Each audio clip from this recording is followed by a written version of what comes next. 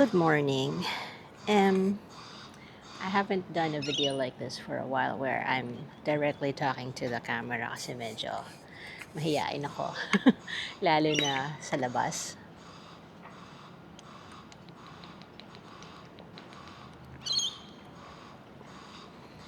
Usually pag nag-video ako, nasa indoors ako.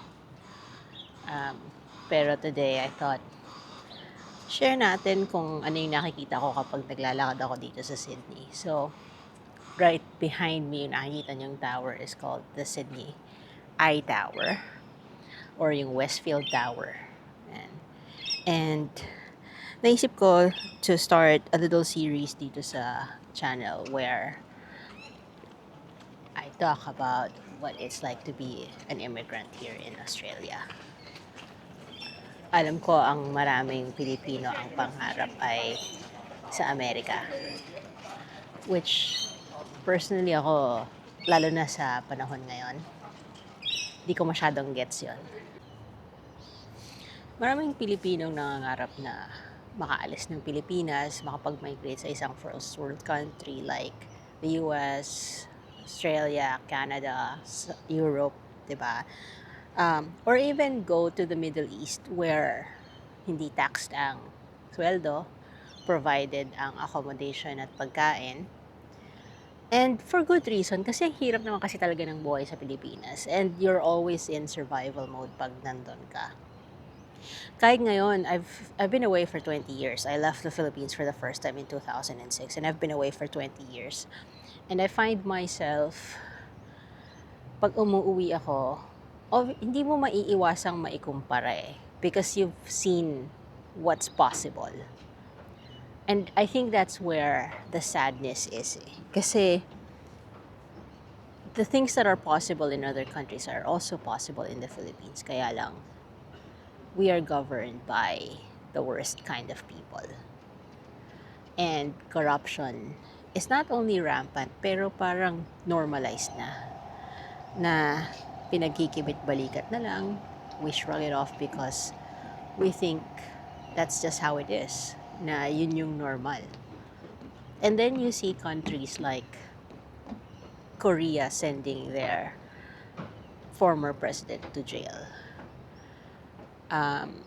Countries like Japan na nagre-resign yung CEO kapag nagkaroon ng scandal.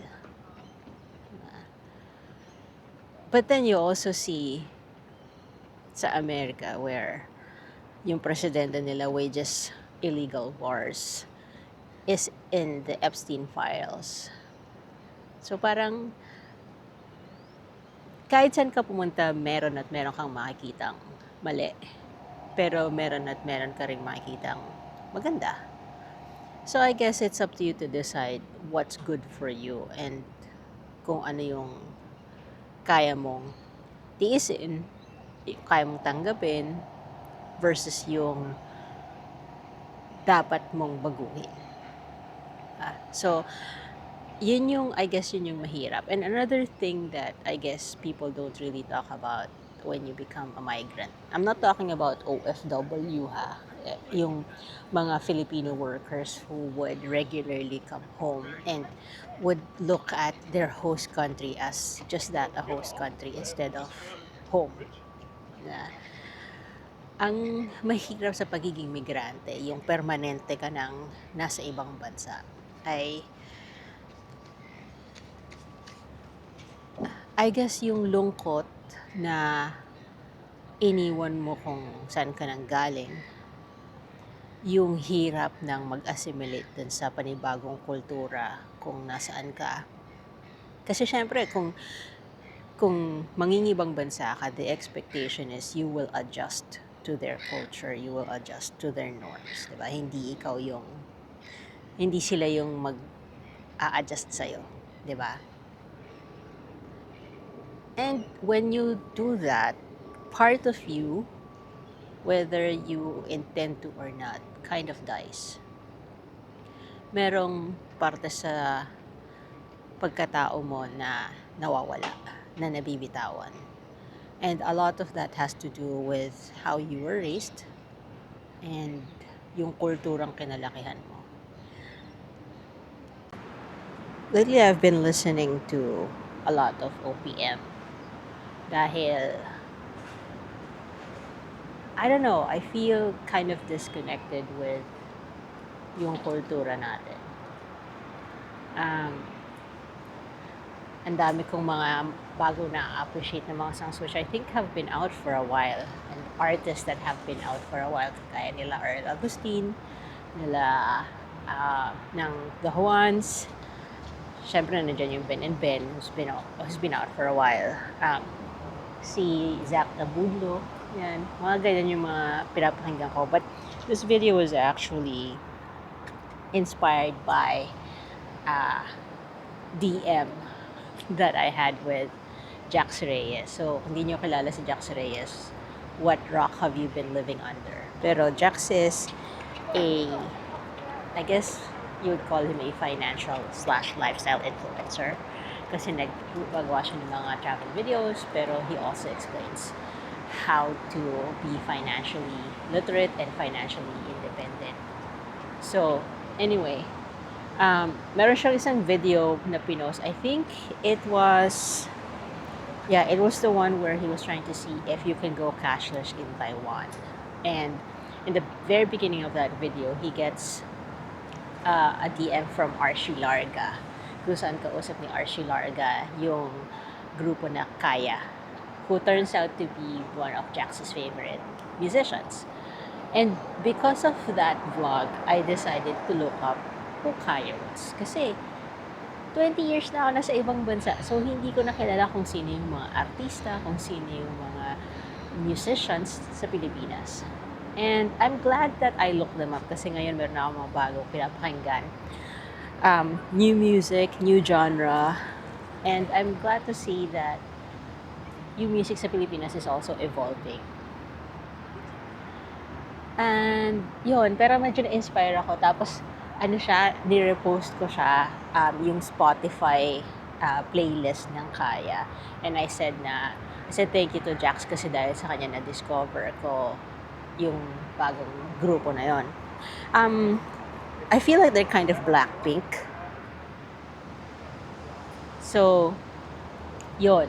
Dahil sa kanya, and then I messaged him, yun nga, nag-post ako, and I tagged him dun sa post, and then, nag-reply siya sa akin, sabi niya, oh my God, yes. And that's when I said, ang hirap kasing maging migrante, dahil nawawala na yung connection dun sa Pilipinas. And finding musicians like this, finding influencers like him, is great kasi nagkakaroon ako ng reconnection sa roots natin. And I think that's great. Kasi hindi siya often eh. And having been away for 20 years, sometimes I forget where I come from and how far I've come. Kasi iyon yung isa sa mga bagay na I guess nakakalimutan ko kapag ang tagal kong hindi umuwi. Tapos pag uwi ko, mako-compare ko na ganito pa rin sa Pilipinas, walang pinagbago, saan na pupunta yung tax nyo, blah blah blah, diba? Madali kasing magreklamo eh.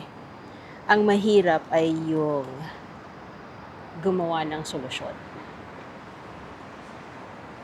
Ang isa pang naging inspiration ko to create this sort of series talking about life here in Australia is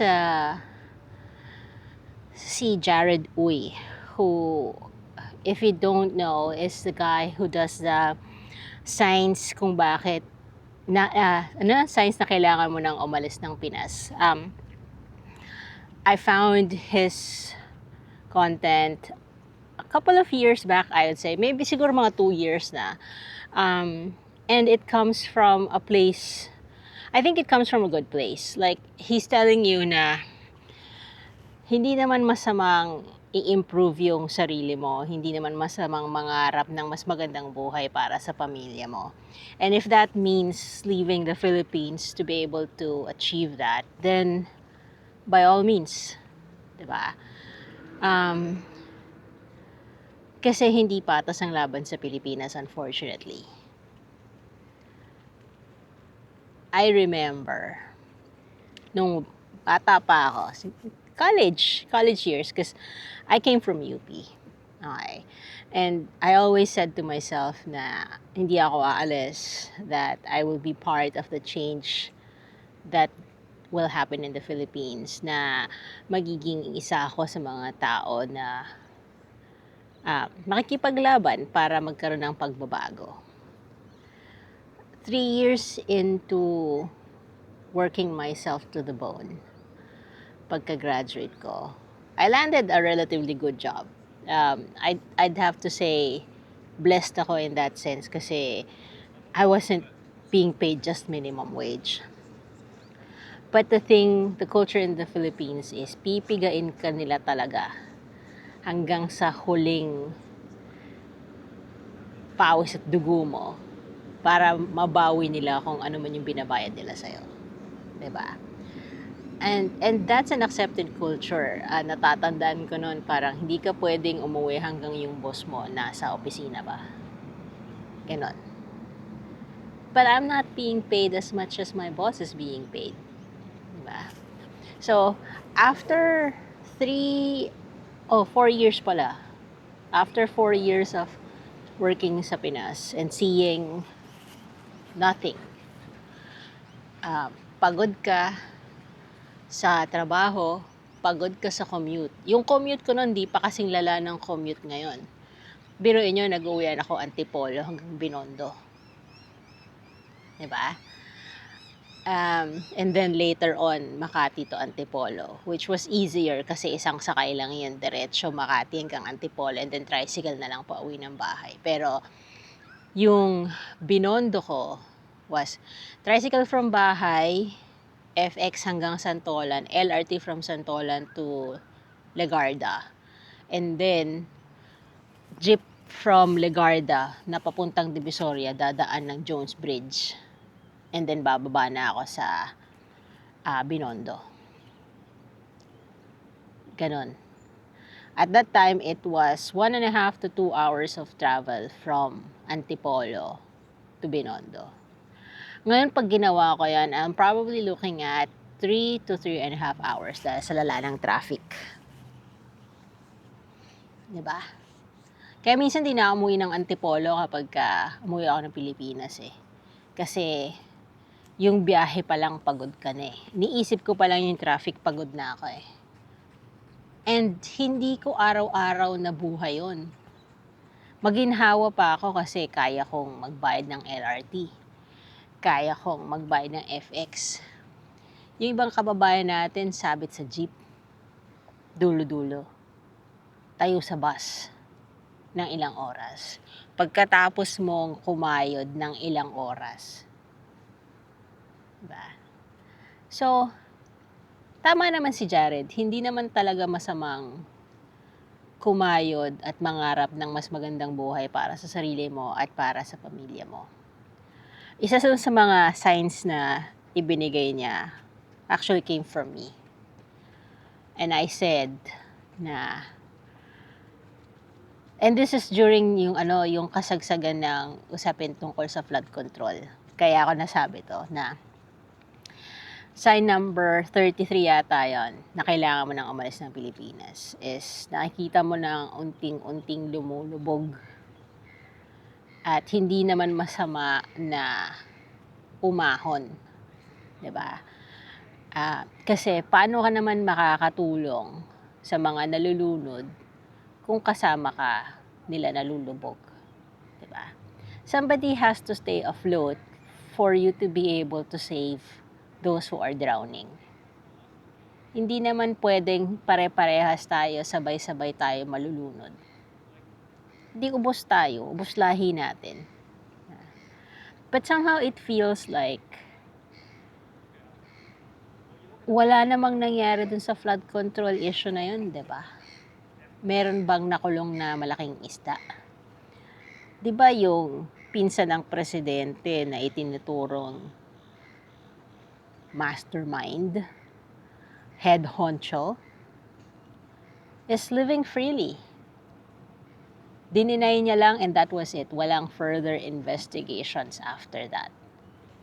Si Zaldico, somewhere out there, living his life, spending the money that they stole. Yung mga diskaya, nakakulong daw. But let's face it, dahil mayaman sila, may connection sila, I'm sure yung pagkakakulong nila ay para lang silang naka-house arrest. Oh, nasa kulungan ka nga, pero I'm sure VIP room yan. Hindi kagaya ng mga kababayan natin na nahuling kumuha ng mangga, nagnakaw ng 1 kilong bigas para mapakain yung pamilya niya. Out of desperation, dahil walang-wala na. I believe that Filipinos are innately good. Mababait tayo mga Pilipino, masisipag tayo mga Pilipino, magagaling tayo mga Pilipino. Naniniwala ako dyan. Pero minsan sinusubok tayo ng panahon, sinusubok tayo ng tadhana, sinusubok tayo ng pagkakataon. At dun sa mga pagkakataong nangyayari yun, minsan kapag wala na tayo nakikitang ibang paraan, kumakapit na sa patalim. Nagkakamali, nagkakasala. At kapag nahuli ka, kalaboso. Diba? Di ka lang basang makukulong. Aabusuhin ka pa sa loob ng kulungan. Kasi, ordinaryong mamamayan ka lang. Wala kang laban, wala kang padrino, wala kang baker. Yung Netflix show na What Lies Beneath, yung nangyari kay Edong doon, I'm sure that's not an isolated case at hindi siya isang fictional situation lang. I'm sure it's happened to a lot of people. That's why you become a hardened criminal even more paglabas mo ng kulungan. Because ang purpose ng kulungan sa Pilipinas is not rehabilitation. It's not to help you change your ways. It's not to give you a second lease in life. It's to punish you and perpetually make you a bad person. Susubukan ka talaga nila hanggang sa hindi mo na kaya, and then you give up whatever morals and principles and values you once had.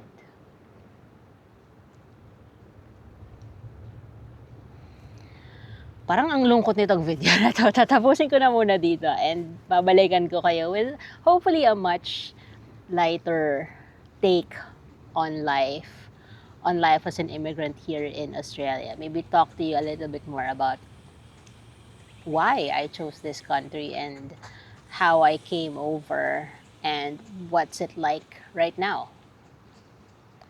Yeah. So, in the meantime, maraming salamat for indulging me sa aking mga pagmumuni-muni. And hopefully, we all find our own pathways and we all find a better life. We can build a better future for the next generation.